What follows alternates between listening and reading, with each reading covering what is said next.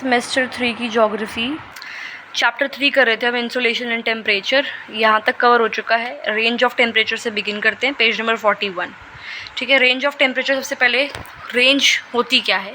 तो जो डिफरेंस होता है between the highest and lowest temperature, उसको हम रेंज ऑफ टेम्परेचर बोलते हैं। दो टाइप की होती है, ड्यूरनल रेंज और एनुअल रेंज। तो ड्यूरनल रेंज क्या है और किस वजह से वो होती है, मतलब कौन से फैक्टर्स हैं जो ड्यूरनल रेंज को अफेक्ट करते हैं, वो इस वीडियो में हम पढ़ेंगे। सबसे पहले ड्यूरनल रेंज, इसको हम डेली रेंज ऑफ टेम्परेचर भी बोल सकते हैं। ये डिफरेंस है between highest temperature during the day and lowest temperature at night. तो जो दिन के टाइम पे हाईएस्ट टेम्परेचर होता है, मान लो एक जगह का दिन के टाइम पे हाईएस्ट टेम्परेचर 30 डिग्री सेल्सियस, और जो रात के टाइम पे लोएस्ट टेम्परेचर है, मान लो उस दिन उस जगह का रात का जो टेम्परेचर है लोएस्ट, वो है 20 डिग्री सेल्सियस। तो जो उनका डिफरेंस है, that is 30 - 20, that is 10 degree Celsius, वो डेली टेम्परेचर रेंज हुआ या ड्यूरनल रेंज ऑफ टेम्परेचर हुई। ठीक है, अब देखते हैं फैक्टर्स कौन कौन से हैं जो कि इसको डेली या ड्यूरनल रेंज ऑफ टेम्परेचर को अफेक्ट करते हैं। सबसे पहले distance from equator, that is latitude. अब इक्वेटर के आसपास अगर हम देखेंगे, ये आपकी अर्थ है, ये आपका इक्वेटर है। इक्वेटर के आसपास अगर देखेंगे तो डेज और नाइट्स जो है वो इक्वल इन लेंथ होते हैं। तो ड्यूरिंग द डे जो सन है वो हीट करता है इस इक्वेटर के आसपास के एरिया को बहुत ज़्यादा, क्योंकि वर्टिकल रेज ऑफ सन यहाँ पे आती है। लेकिन नाइट के टाइम पे वो जो हीट है वो सारी की सारी वापस चली जाती है एटमॉस्फेयर में। तो इसकी वजह से नोटिसेबल डिफरेंस टेम्परेचर्स में होते हैं बिटवीन डे एंड नाइट। ठीक है, तो इसीलिए जो नाइट्स है उनको हम बोलते हैं winters of the equatorial region. कहने का मतलब है कि इक्वेटोरियल रीजन में बहुत ज़्यादा गर्मी होती है, दिन के टाइम पर बहुत ज़्यादा सर्दी हो जाती है, यानी कि दिन और रात के टेम्परेचर में बहुत ज़्यादा फ़र्क आ जाता है इक्वेटर के आसपास के रीजन में। ठीक है, जैसे जैसे फिर हम इक्वेटर से पोल की तरफ जाते हैं तो जो ड्यूरनल रेंज है टेम्परेचर में, यानी कि दिन के टेम्परेचर का और रात के टेम्परेचर का जो डिफरेंस है वो इतना ज़्यादा नहीं है as we move from equator towards the poles. ठीक है, नेक्स्ट फैक्टर जो अफेक्ट करता है ड्यूरनल रेंज ऑफ टेम्परेचर या डेली रेंज ऑफ टेम्परेचर को, वो है distance from the sea. Coastal areas जो हैं आपके, जो कि सी के क्लोज होते हैं, उनका मॉडरेट टेम्परेचर होता है because of the sea breeze.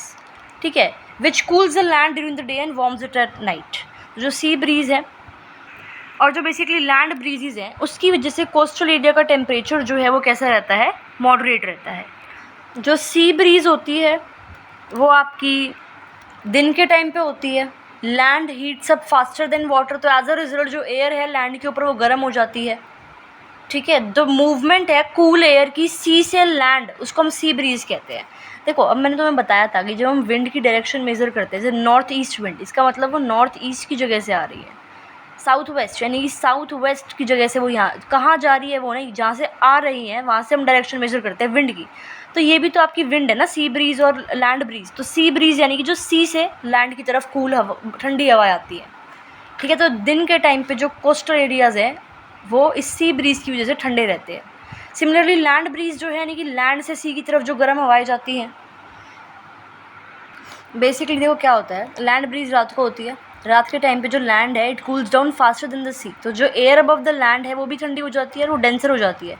ठीक है, तो जो वार्मर एयर है सी के ऊपर वो राइज करती है और उसको रिप्लेस कर देती है कौन सी, ठंडी हवा। तो ठंडी हवा लैंड से किसकी तरफ जा रही है, सी की तरफ।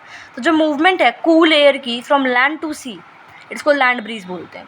तो ध्यान से अगर हम देखें तो सिंपल सी बात ये है कि बेस सी ब्रीज होती है दिन के टाइम पे, जब कूल एयर यानी कि ठंडी हवा जो है वो सी से लैंड की तरफ जाती है, और लैंड ब्रीज होती है रात को when cool air from land moves to the sea. ठीक है, तो लैंड ब्रीज और सी ब्रीज की वजह से जो कोस्टल एरियाज़ है वहाँ का जो टेम्परेचर है वो मॉडरेट होता है।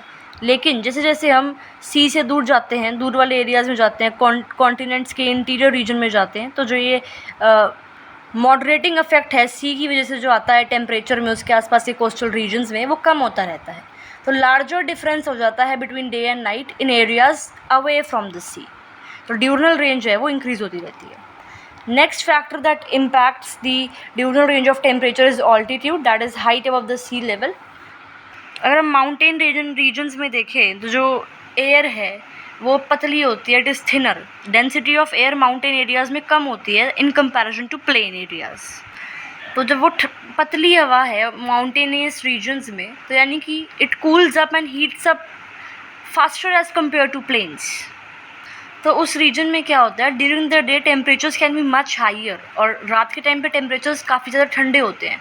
तो बिगर रेंज ऑफ टेम्परेचर जो है वो होती है माउंटेन्स में इन कंपैरिजन टू प्लेन्स। इसका मतलब ड्यूरनल रेंज ऑफ टेम्परेचर ज़्यादा है ज़्यादा हाइट पे।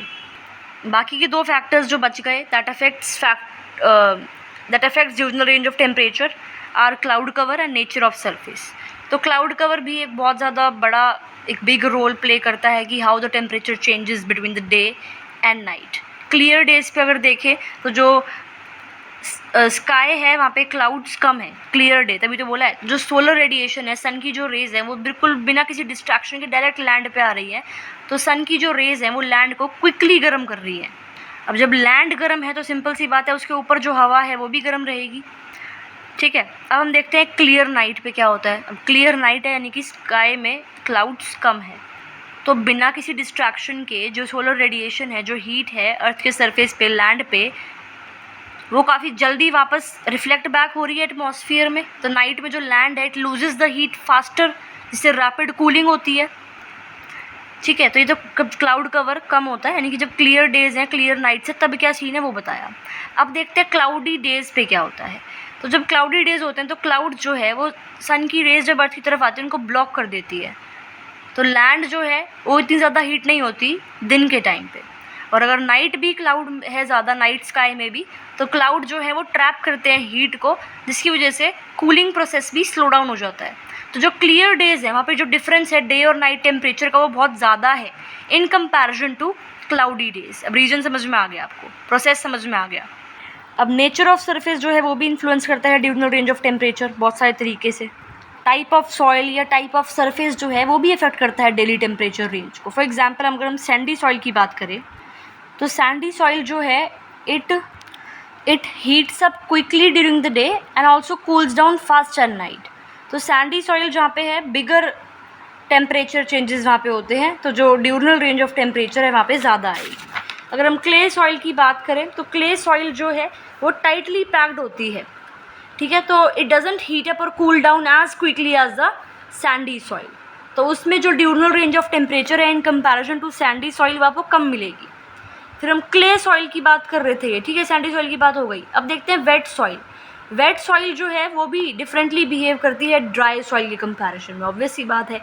अब गिली मिट्टी है तो ज़्यादा एनर्जी लगती है to evaporate water during the day, right. अगर हम कंपैरिजन करें वेट सॉइल का और ड्राई सॉइल का, तो in comparison to dry soil wet soil को ज़्यादा एनर्जी लगेगी पानी को खुद में से इवेपोरेट करने के लिए, जिसकी वजह से एयर जो है वो ठंडी रहती है। अब नाइट के टाइम पे वेट सॉइल जो है इट रिटेन्स मोर वार्मथ, क्योंकि वाटर वेपर जो एयर में है वो हीट को क्या कर लेता है, ट्रैप कर लेता है, कूलिंग जो है वो स्लो डाउन हो जाती है। तो ये थोड़ा इंपॉर्टेंट है, कंफ्यूजिंग लग सकता है तो ध्यान से सुनो इसको। सैंडी सॉइल जो है थोड़ी लूज़ होती है, ठीक है, तो वो जल्दी से गर्म हो जाती है दिन के टाइम पे, क्योंकि वो हीट को अच्छी तरह से होल्ड नहीं कर पाती, क्योंकि लूज़ सॉइल है, ठीक है। तो जो सैंडी सॉइल के ऊपर जो हवा है वो गर्म हो जाती है। फिर रात के टाइम पे सैंडी सॉइल जो है अब वो हीट को होल्ड नहीं कर पा रही, ठीक है, तो जल्दी से हीट क्विकली लूज़ आउट कर रही है, तो टेम्परेचर जल्दी जल्दी कम हो रहा है। क्ले सॉइल की बात करें तो वो in comparison to sandy soil और टाइटली पैक्ड है, तो it heats up slower and cools down slower. Temperature change यहाँ पे लेस ड्रामेटिक है in comparison to sandy soil. Clay soil की बात करें तो वो मोर टाइटली पैक्ड है, ठीक है, सैंडी सॉइल लूजली पैक्ड है। तो समझ में आ गया दोनों में डिफरेंस। अब देखते हैं वेट सॉइल। वेट सॉइल में ज़्यादा पानी है तो वो ड्यूरिंग द डे इवेपोरेट होती है और एयर को ठंडी करती है। नाइट पे जो मॉइस्चर है हवा में, उसकी वजह से जो एयर है वो गर्म रहती है, क्योंकि मॉइस्चर जो है एयर में वो हीट को ट्रैप करता है। तो रेंज ऑफ टेम्परेचर जो है वो कम होता है in wet soil in comparison to dry soil, ठीक है। अब नेक्स्ट टॉपिक है annual range of temperature, factors that affect it and distribution of annual range of temperature. ये हम देखेंगे नेक्स्ट वीडियो में।